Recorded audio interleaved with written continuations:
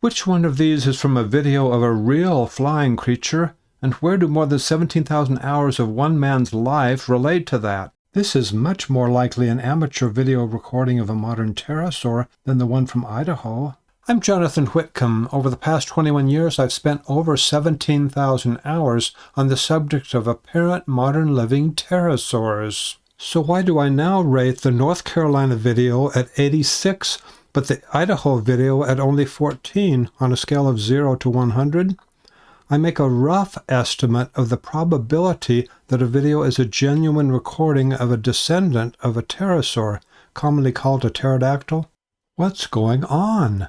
The Idaho video looks like there's a pterosaur, but the North Carolina images on the surface are so fuzzy that we might imagine some kind of bird or bat. Now for details, what's wrong with the YouTube video, quote, "Real pterosaurs spotted over Idaho, USA," unquote? After all, it shows a head crest like people associate with a, quote, pterodactyl, unquote. But look at this weird move. This thing almost flips upside down as it tilts forward.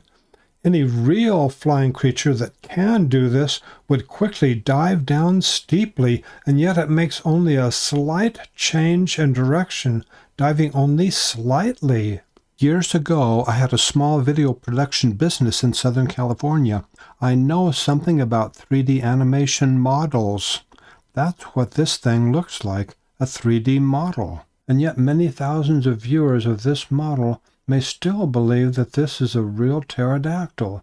But there's more evidence it is a fake. Look near the end of the video where it looks like it goes behind a bush. Notice where it should be partially visible. At least a tiny bit of it should be seen between the leaves. Nothing appears. Now for the North Carolina video. This kind of flying creature is called ropin. These two were captured on the cell phone of Cynthia Lee in Raleigh in 2017. She had just gotten onto a city bus, which then started driving away from the two flying creatures. She was able to capture them on video, but luck was against her, and she is not a professional camera operator.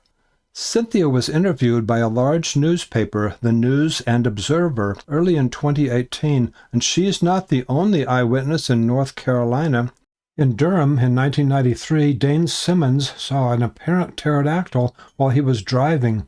Quote, "Huge bat-like wings, long pointed beak and back of head. I estimate the wingspan was like 10 to 15 feet. I know what I saw," unquote.